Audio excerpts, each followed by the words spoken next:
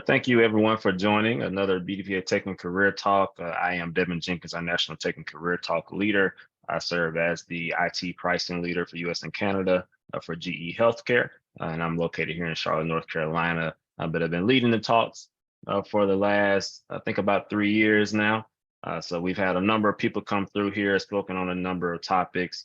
So I'll just do a quick overview of BDPA for those who may not be familiar, as well as our tech and career talks. And I'll turn it over to our VP of Operations, Timothy Butts, to give a little BDPA welcome for the year, as well as introduce some of our other leaders who may be on the call. So BDPA, Black Data Processing Associates, established in 1975 as a forum for young people to continue to develop their computer programming and IT skills to make sure we keep a diverse tech talent pipeline of young people, especially those in the African American community. And then also it is a network of professionals in the IT world to help us continue developing our skills, building our networks, so that we can live out our mantra of advancing careers from the classroom to the boardroom. So thank you for being here today. This is our BDPA Tech and Career Talk, our second one of the year. These take place on the second and fourth Friday of each month, and we have different speakers come in from different backgrounds, different areas, talking about all things related to tech and careers. So we talk about digitizing emerging markets sometimes. Sometimes we may talk about Web3 or AI. And sometimes we talk about emotional intelligence and kind of navigating your career. So we have a good range of speakers and topics to carry us through these conversations. And at this time, actually our speakers coming in now, I want to give our VP of Operations, Mr. Timothy Butts, a chance to officially kind of kick us off with our BDPA year, introduce some of the leaders who may be on the call. Absolutely. Thank you so much. Can you hear me okay? Good deal. Hey, good morning and Happy New Year to everyone. This is, as was just stated by Devin, this is our kickoff for the new calendar year. Welcome, welcome. I wanted to share with all of you the reason why we're all doing this, right? Devin really summed that up so well. And as we do these great things and we work from the classroom to the boardroom to enable and build bright, diverse tech talent and have that whole pipeline going, it's because of the interactions we're doing like this one today. So I also want to share with you a couple of new additions to our national board. I see on the call Nick Partee, who as of this week is taking over the role of Vice President of Strategy for the organization. So welcome, Nick. Good to have you on the call. I also will mention two others have joined our national board, and there'll be a press release for all these coming out later. And that is Victoria Johnson, and she's joining us as Director of Member Services, and our new National Secretary, Nikki Brock. So those new individuals will be coming on to the team, and I like to see the applause, that's great. And as we then want to transition, because I don't want to eat up too much time, but I did want to give proper introduction. I look forward to everyone on the call to either ask questions and be deeply engaged into what our speaker has for us today. And thanks for the opportunity. And again, Happy New Year. We're going to have a great year. Big things ahead, everyone.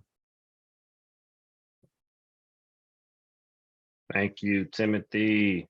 So again, thank you, Timothy, our VP of Operations, working very closely with our National President, Tim Brown, and then to our new leaders who are on the call as well. Thank you, and congratulations to you in your new roles. So without further ado, we're going to get into it now. We do have Mr. Johnny Sneh on the call with us, founder, CEO of the SNS company. So Johnny, how are you doing?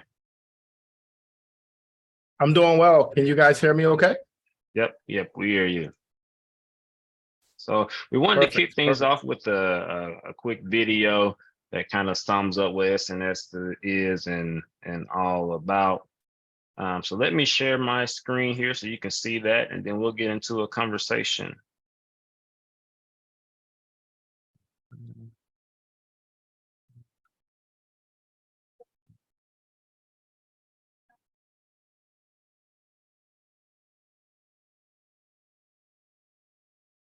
Let me know if you can hear this.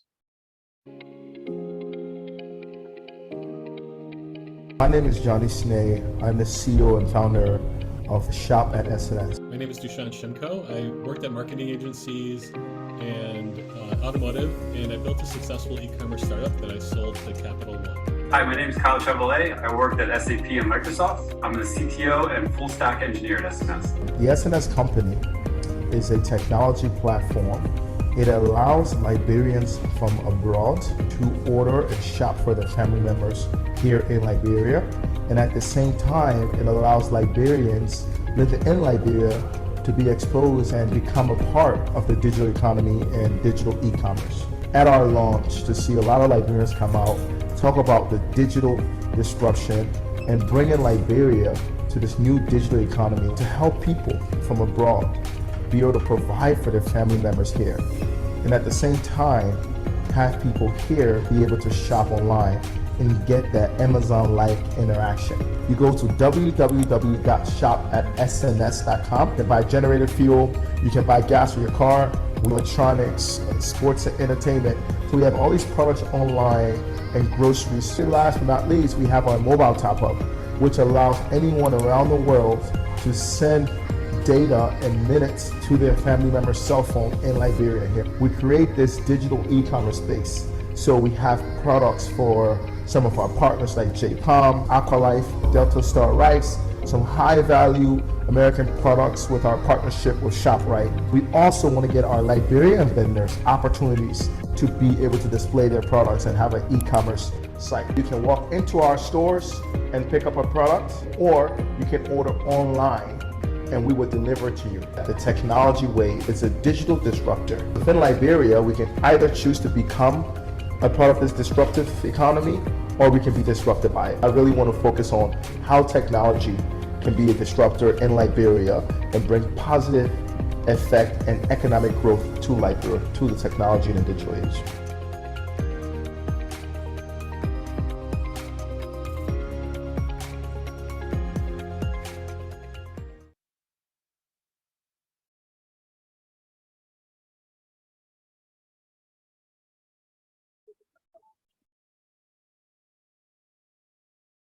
So thank you. So that was a quick overview and introduction to SNS company. So let's welcome in Johnny Sneh today. Johnny, thanks for joining us. I'm glad to have you back. I know you've been a tech and career talk speaker in the past. I think you may have even spoken at a conference before. So glad to have you back, a friend of BDPA. Just to kick things off, just how are you? What's new in your life? What's going on with you these days? Oh, there's so much. So last time I was here, I was working at IBM. Actually, I was the executive director of IBM mobile API economy for the developing nations. So that was fun. And then when I left IBM in 2020, my mom passed. So I was refinding myself and refining my roots in Africa and all of that. And then I ended up at Amazon on the front end team at AWS. And then it sort of hit me. It's like, okay, I don't know if I want to be a big corporate guy anymore, right? So I wanted to be more in the startup side of the world. My entire career has been in the corporate side. So it's been a really interesting first phase of, I think it's now 11, 12 months in the startup side of the world, where you don't have the big checks coming in from IBM and Amazon anymore. You have to go hustle. And I'm in New York City and I'm flying back to Africa, and then I'm going to other countries within Africa to find out what our next launch is. It's been quite an amazing time. And the technology platform, the tech team, the physical. In fact, right now, I'm actually in the field at one of our physical locations in Africa, and I'm trying to get the Wi-Fi up so I can speak to you guys and get the connectivity. It's a lot of fun. It's a whole bunch of stuff. I actually think there needs to be like a TV show. This is like the day in the life of a startup, right? And just talk to like different startup guys. It's a hot mess sometimes, and sometimes a good time. So yeah, let's start there maybe, because it is a tech and career talk. So from a career perspective, talk a little bit about that transition from IBM, Amazon. Those are some big corporate entities, and I can imagine that it wasn't a super easy decision to say I'm going to leave that behind and fully pursue the startup. So talk a little bit about that transition from those big corporate roles to your startup focus. Let's just start there. Talk about that transition a little bit. Yeah, so it was very, very difficult. I mean, you have a lot of family members who are so confused, right? Because through IBM and Amazon, I kind of went through the fast path. I went through leadership development programs. So, at age 28, 29, I was like, leading an entire market. So, a lot of exposure, a lot of visibility to top folks. So I was sort of in line, for the next big promotion and being a leader, big time leader in either of those organizations, and especially being, a talented African American in that space, it just adds another lever. But I think really what hit me was that one, I love this. I love the concept of like neo-Africa. So I was born in Africa, but grew up in the US, right? So I'm as African American as it gets. So it was that concept of trying to find my roots. I went on a trip to Ghana. They have that trip where you kind of go back to your roots and find African American heritage. And I just started falling in love with the continent. And I just kept thinking that the next big role that IBM or Amazon or whatever big firm has, that's like leader of Africa, or VP of Africa, I'm going to take it. And then while on this journey, I landed upon an opportunity that was huge, right? I mean, $45 billion market cap, huge. And then when I saw that, I was like, well, I could wait to be a VP of like IBM Africa, or I can build a company that's, takes me there and lets me to where there. So that was the decision maker. And then you had to say, okay, well, for the next 2-3 years while I built this thing, I'm no longer going to be getting this big 6-figure checks that I was getting, at the end of every year in New York City. So I might have to downgrade from a Manhattan, apartment and probably go over the bridge to Hoboken and stay in an apartment there and come back over, right? So a lot of life-changing financial decision after you made like this big career decision as well. Oh, And it was thanks for definitely risk sharing too. that. Risk too. Absolutely. And thank you for sharing that. I kind of straddle the line right now. I'm in the corporate world and have a startup that I'm working on also. But I think you put it into a good perspective. Like it's not necessarily just an easy jump to go straight from the comfort of 6 figures and the benefits and knowing that, hey, once the year starts, like it's coming around, like you don't necessarily know what your income is going to be, week to week when you're in that startup world. So I appreciate you being open and transparent about some of those challenges and the things you had to think about and the adjustments you had to make to live that type of life. But no, I think we're seeing that it's proven to pay off and paying off. So let's get into SNS a little bit. So tell us in your own words, what is SNS? What is it all about? Look, SNS is like it's a fun thing, right? It's like it's a marketplace, right? It's an online marketplace, but it's so all my life, really, I started to fall in love with this concept I call social entrepreneurship, right? So it's like entrepreneurship where you're making money, but you're creating impact and driving growth and just like changing people's lives. So basically what happens today, if you know anyone that's from the diaspora, so this can be a Hispanic person, it can be an African, it can be an Asian, especially from the developing world. The individuals that came over, like in America and comes to Europe, they're the ones that actually provide for their family. So they make money here and they send it back home to their family. And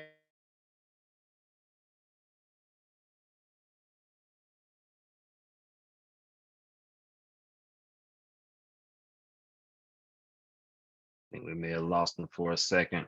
Some of those Wi-Fi challenges he was talking about. He was just getting good too. Yeah. I'm sitting here like, wow, I'm flabbergasted. Like, I'm like, man, like, very impressive. And yeah, we definitely got to get Johnny back. Yeah. Had me on the hook too. I was like in shock. But it's kind of like what you said, like, I've been in IT for 20 years. I'm kind of at that point too. Like, there's so many other things that I'm interested in doing, especially out in the community. It's like, whether it's entrepreneurial stuff, I'm kind of in that same mind frame, like, okay, what else is there for me, Yeah, it's a real thing, and I think many of us deal with that. Working to make a living, or working to to live in your passion. And hopefully you can do both, if we're one of the lucky ones. But I think it's a real thing that we all have to talk about. for Yeah, I'm sure. hoping he's able to get back in here relatively quickly because I definitely want to keep that going.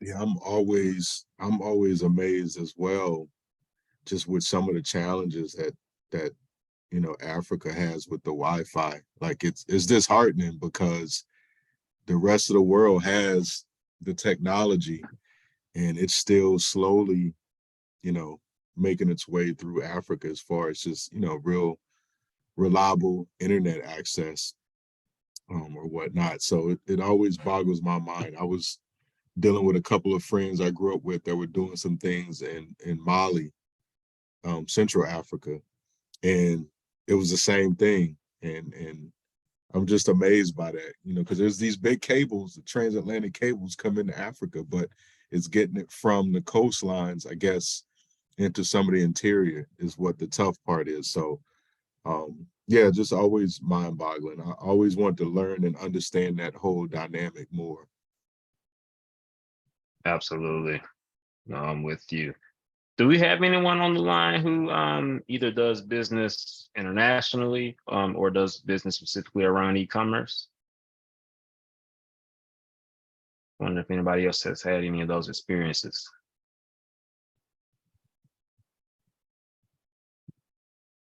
Looks like you're saying something, Timothy, but we can't hear you. Yeah, unmuting.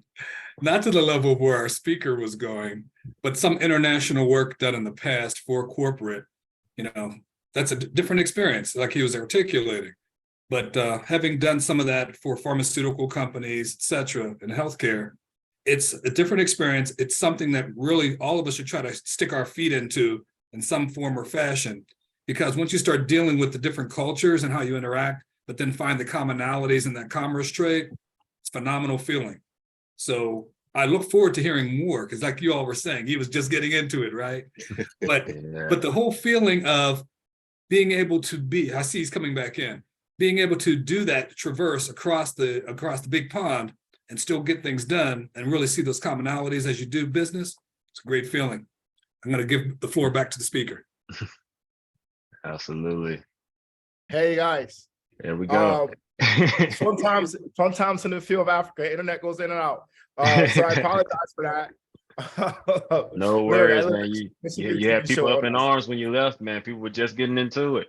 They had questions. People had any questions? Well, you had people excited. Everybody was really getting into what you were saying, and then you cut off. Oh man, where you Oh, go? sorry.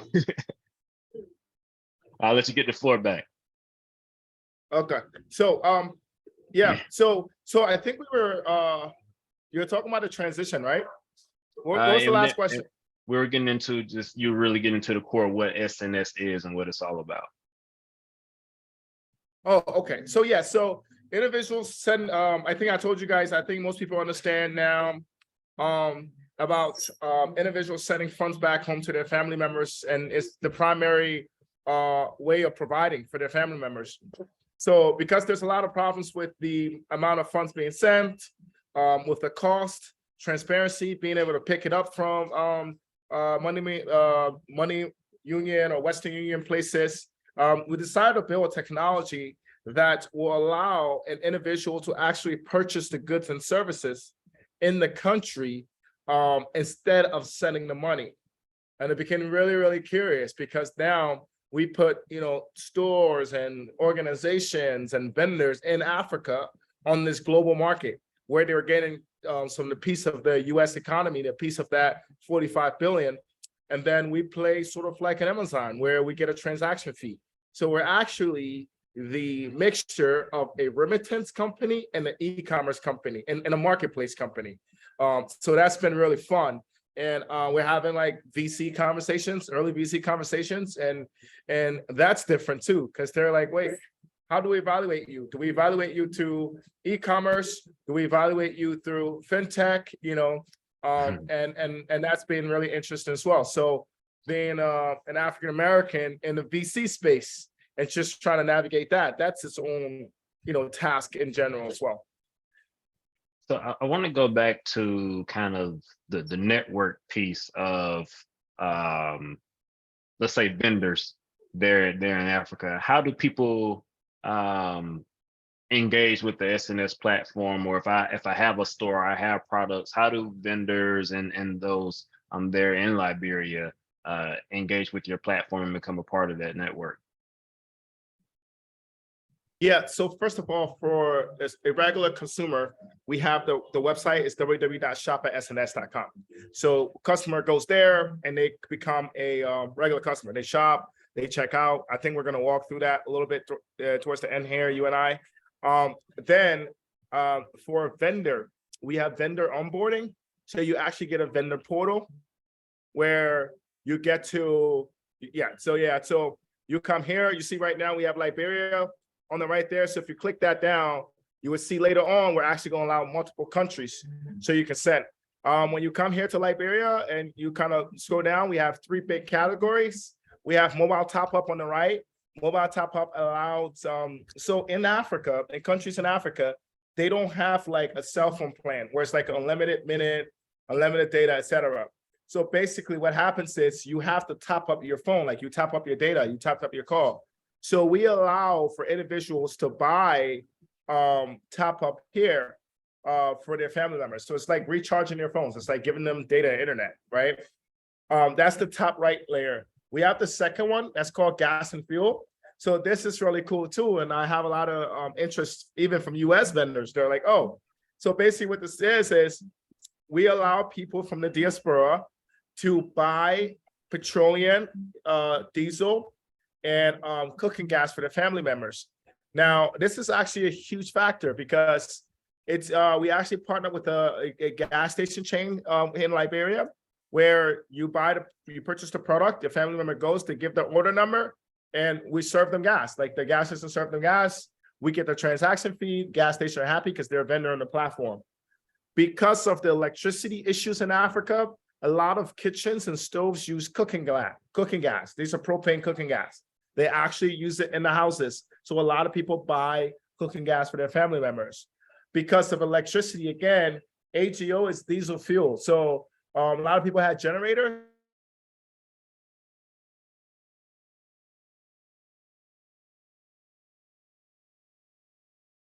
Yeah.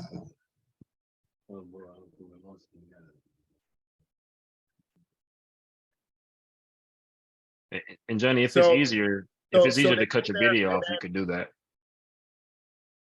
Okay, sure. Let me do that. Maybe get more low bandwidth. All right.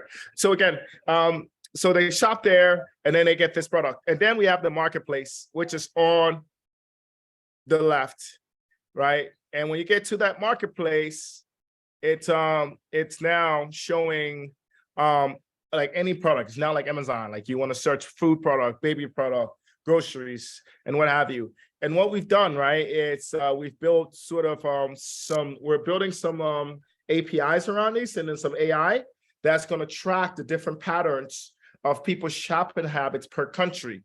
So then we have those new things that we launched last month that's called a bundle. So over the last 8 months, we've seen that when someone buys rice, they buy oil, they buy beans. So we're putting them in prepackaged bundles for them. And that's some AI I'm using IBM Watson APIs there, and I'm using some Amazon there. And then later on, we're gonna plug in an Alexa pool that hits like an RPA robot, and then it does like shopping for you. So we're gonna get like fancy with it. But right now, we're really in the back end building true patterns, building some AI for shopping related, but becoming more exposed. And then so that's been like a lot of food, groceries. But what we're also finding out is that in Liberia, and as we're expanding to Ghana, we're having a lot of interest from organizations like hospitals. That's like, hey, there's problems here with people paying their hospital bills. Can we get on your platform? And instead of having like a hospital on the platform as a product, can we like create invoices through the platform? You have universities and schools are saying, hey, people are paying their family members school fees. Can we create that? So it's just all these avenues that are opening up that we then go into business planning on, and it's been quite interesting. So I hope that gave a little bit more light on the platform itself. Thanks for this, Johnny. This is pretty dope. Just looking around the platform, seeing everything that's out here.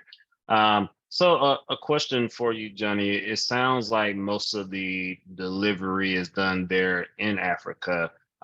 Is there opportunity to, Yeah. let's say I come over here and I purchase something off the site and get it delivered here in the States? Is that part of it now, or is that on the future roadmap, or is it all centered there? There's a big one. Yeah, we have a lot to do, and it's on a small budget right now. So we're being really consistent and being intentional on what we're focused on. And the primary goal was to get funds back to Africa.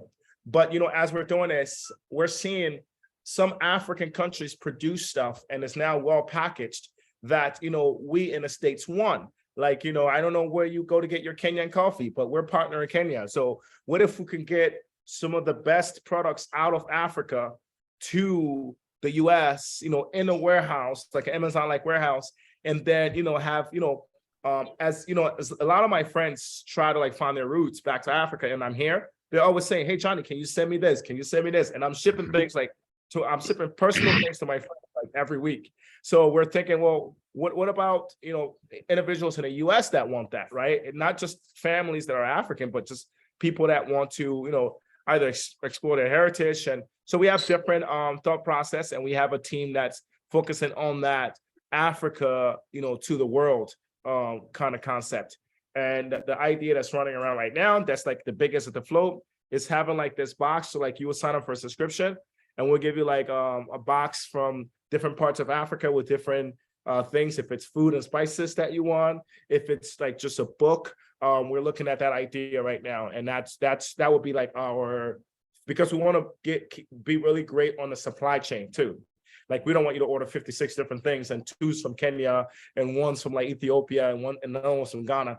We want to be able to control what we give you, but make sure it's like really African heritage and you get to experience that. So we're looking at that like out of the box subscription package bundle that you can sign like a $20 a month subscription or $100 a month if you really love to do African spices and African food, and get an African book, a book by an African artist onto it. An African writer, author, right? So we're looking at those ideas, but it's the primary part of the company was people live abroad and they want to feed their family members back home. Let's get something that can help them feed them. But again, a lot of things rose from there. No, that's amazing. That's amazing. And as we are a technology platform, and I'm going to open it up for questions here pretty soon. But as we are a technology organization and technology platform, can you talk a little bit about the technology behind SNS and the platform we just watched here on the screen? What kind of went into building that, and what's the technology behind that? Yeah. So our core cloud infrastructure is AWS. We have double layer centers. We're going through DC, and then we're also going through Dubai. So they have that Dubai, and Dubai is really really checking the load balance. And I don't know how technical I can get, Devin. So let me know if it's getting too technical, and I'll bring it back up. But we're doing load balancing outside of Dubai for some like quick time load balancing and quick transactions and quick API calls. And then we're also based in DC, right? Because we also have clients from there. We're using, actually, I don't know if you heard of it, but we're using a Node.js loopback framework as like some of our core architecture development. A few custom built APIs, as you see when you look in our bundles and you're clicking across, and it's going to help us later when we build the analytics backend, and it's also going to help us when we do like built-in APIs, because we're embedding like Watson APIs for some thought recognition, patterns like shopping patterns, mixed patterns, different brief, and future trends predictions. Nice. Our payment gateway is Stripe, right? So we're using Stripe Payment Gateway for security and compliance through payments. We're using a physical bank account, which is Bank of America, for the mobile top-up airtime API. We're using it through MTN and Lone Star, which is like basically saying AT&T, right? Like or Verizon in the US. Those are like the big two here. And then we can replicate those APIs there. In terms of money transfer, we're using a simple backend wire transfer from Bank of America, which is our US bank account, to GT Bank, which is our African bank account. So we transfer the money. We do about $100,000 transfer a month. We let it sit in the African bank account, and as our vendors in Africa make sales and we have to pay them, we just debit and credit them back and forth that way. Man, and as you just went into a lot of the technical details behind this. Are you all in the market for developers and others who may be looking for career opportunities with you? Or is that something in the future? And if so, how can people learn about that? Yes, I think that I think the first thing that I'm really thinking is this. We are like the fundraising time right now, so that's all that's on my mind. It's like fundraise and then build out. No, that makes sense. That is definitely an important phase. I think we may have lost Johnny again. But when we Yeah, I'm get back. Johnny, So okay, yeah, so as I said, sorry, keeps coming back out. So I said, we're doing fundraising. After fundraising, we're definitely going to start hiring up and ramping up. I would say that our number one thing is to reach the diaspora markets, and it's really interesting. It's more around like technical writers around like travel. We will find out that the more blogs we can get to around traveling to Africa, because when we made it was for the diaspora, right? But like when African Americans, I couldn't tell you how many friends that I had that's visited Africa for the first time last December, and they were in Ghana.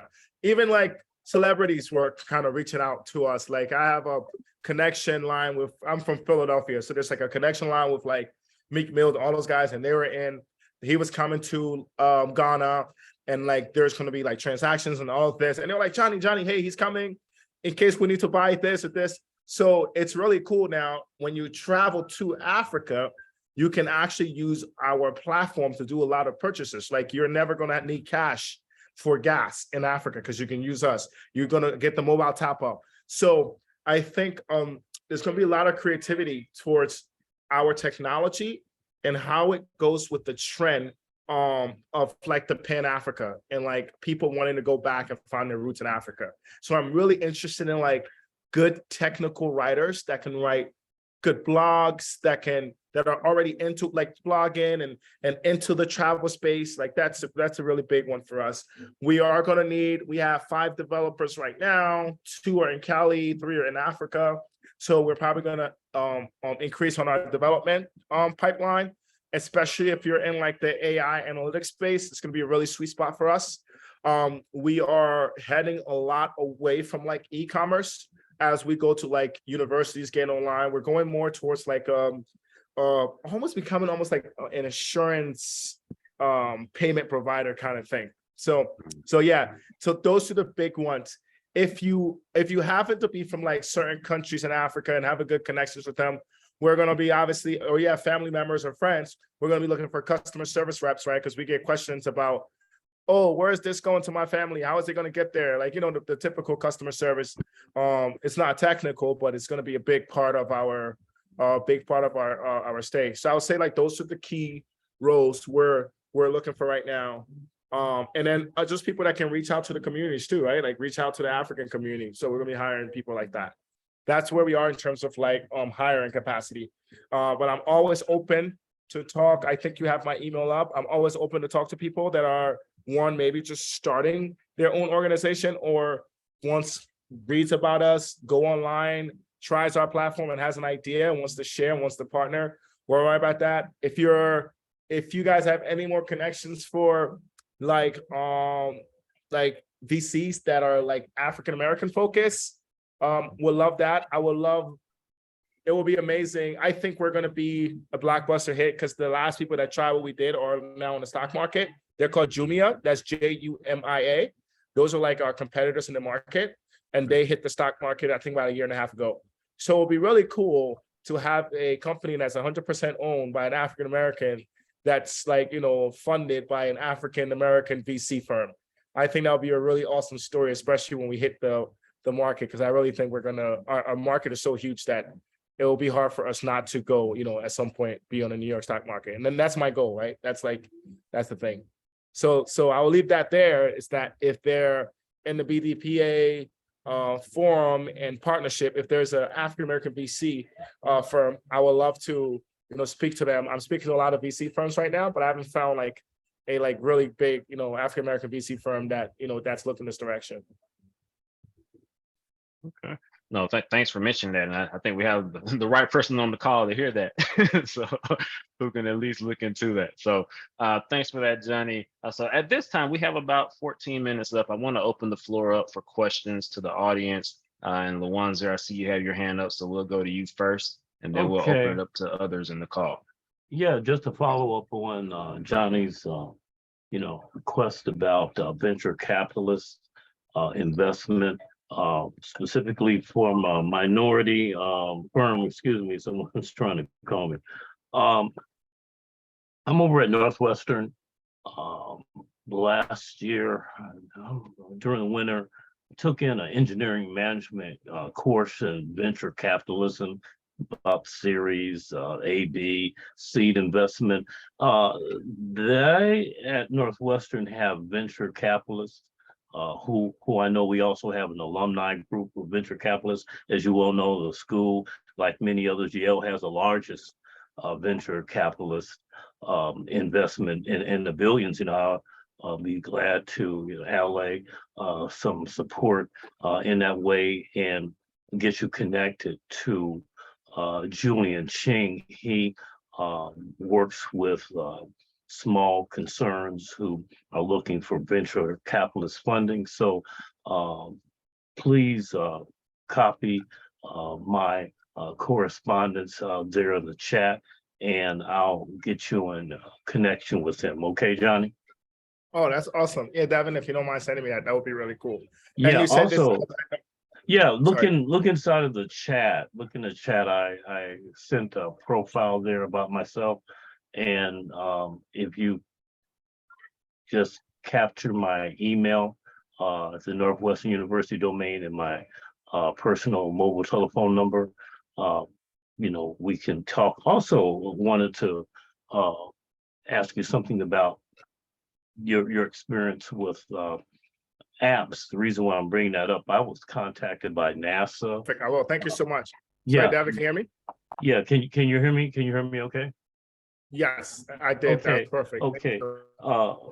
And secondly, back on Monday, I was contacted by a research scientist over at NASA and asked to participate in a research project that they have building apps for GPS systems.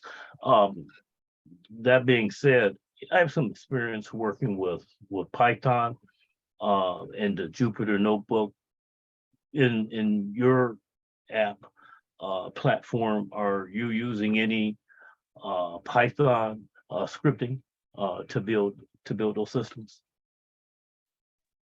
No, we're actually using like a loopback framework off of Node.js. I think I did hear you say something about Node.js. Okay, then. Yeah. Well, okay. Well, hey, I've got a meeting in about 10 minutes. I work as a U.S. government contractor with a security clearance for the Treasury, and I'm getting ready to jump into a meeting.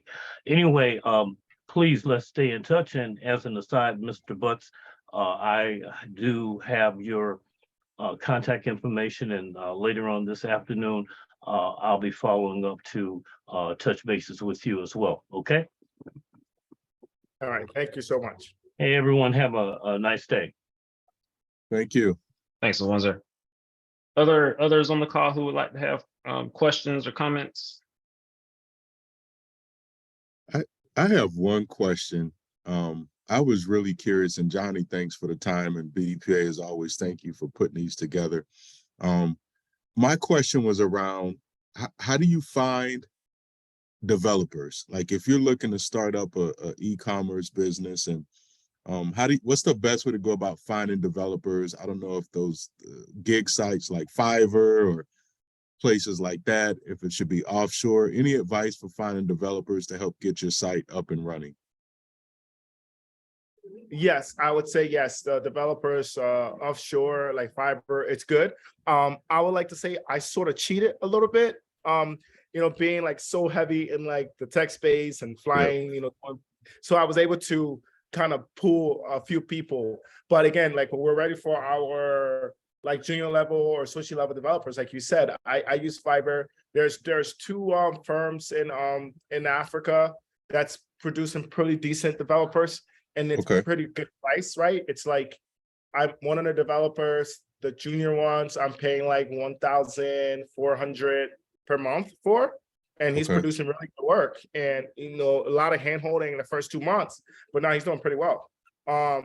So there's that. So like for me, and I don't know how technical you are, how you like to look at your tech stack, but I look at my tech stack as like senior, what I'm going to pay primary for, right? Yep. And then I look at like junior to associate, which is like really touch point developers. And if I can get one for $1,000 a month or $1,300 a month offshore, I would do that because you're really cost cutting in the beginning, right? Yeah. Okay. So No, that's good to know. I'll send you like 2 sites that are really good pricing wise, and they're really good at vetting sort of developers when they come on, and they're both African based firms. Okay. Thank you so much. I appreciate it. Mm-hmm. No problem. Yeah, just shoot me an email. Devin's gonna share my my email, and you can just shoot me an email. Okay. Thank you. All right. Okay, I think I saw Nick had a question. Yeah. So I had a question just kind of from a global perspective and how you are working. How do you manage your time?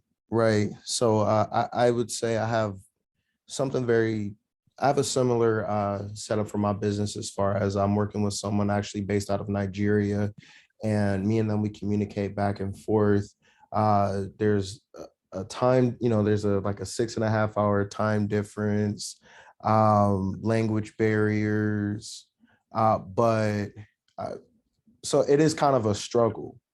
So my first question is, how do you manage your time?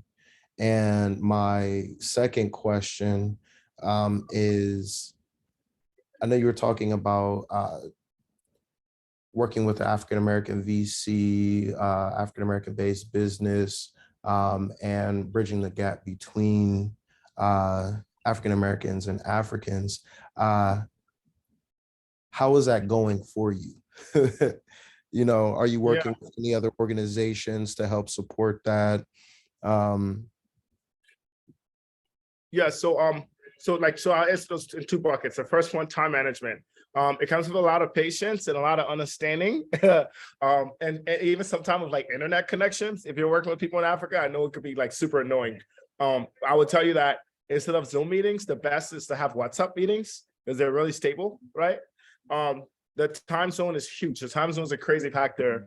It's been hard for me because my development team, check this out. Our business team is in New York, but our development team is in California, and I'm in West Africa. So if you do those time zones, it's really hard.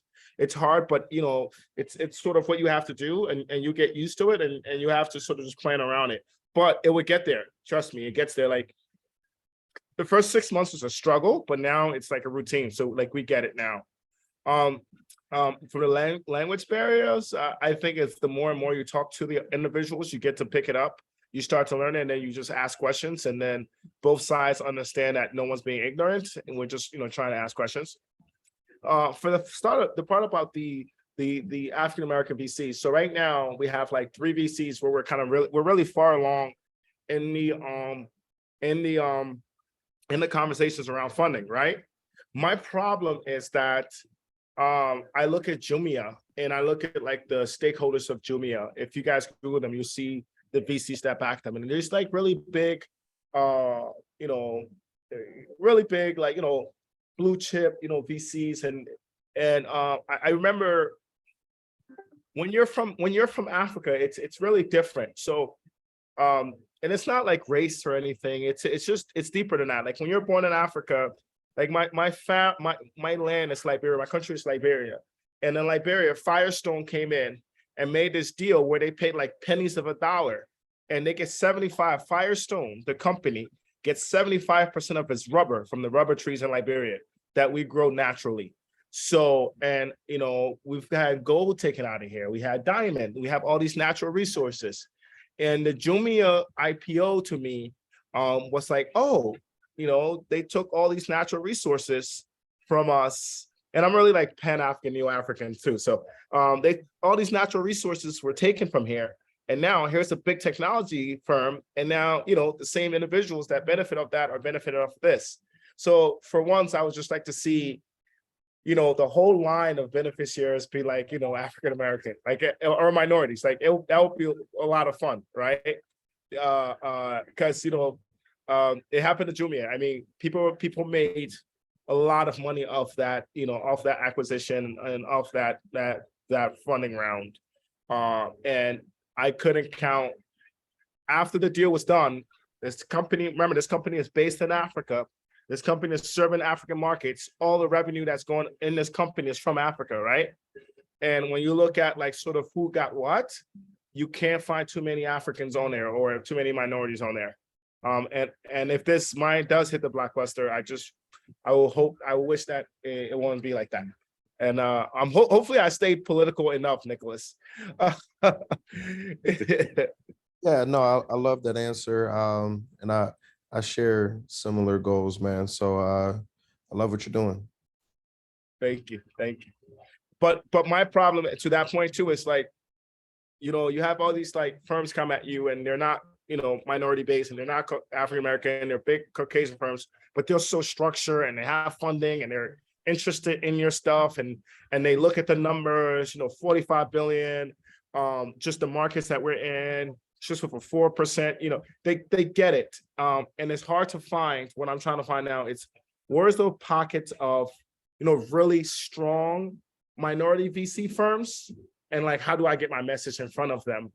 Because somehow these other firms that are coming to me, someone got my message in front of them, or they found my message. But how do I get it in front of the people that I want to do business with that look like me? And I'm having a really difficult time doing that. It might be because I'm always working and I haven't put much time into fundraising yet, but yeah. So I think this BDPA organization, I didn't even think about it, but will be a good place to start and just be like, hey, here's my pitch deck. If anyone in BDPA knows like VC firms, if you don't mind, like send it to them.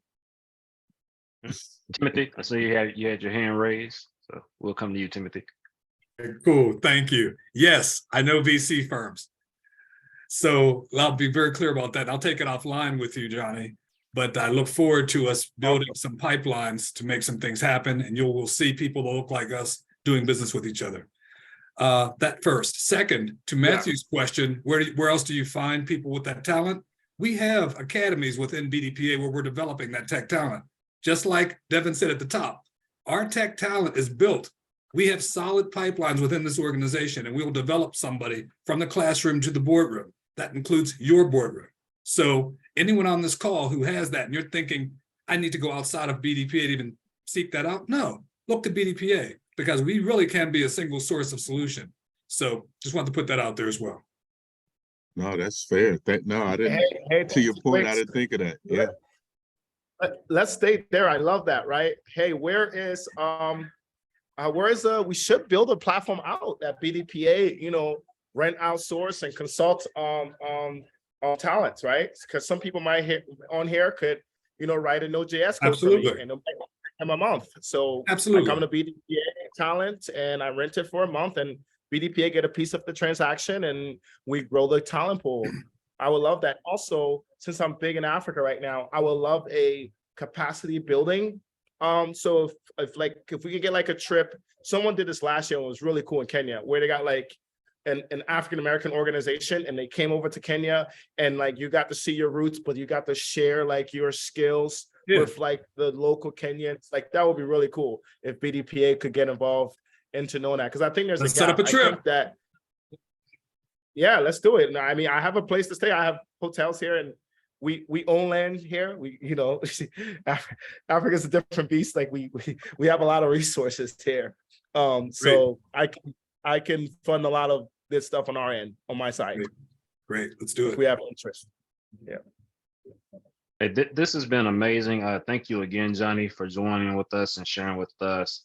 We've been in contact probably about 2 or 3 years now through BDPA when you were initially with IBM, but it's great to see the journey and what you're doing now. And I'm glad to finally get to hear more about it firsthand. So I'm excited to learn more about what you're doing.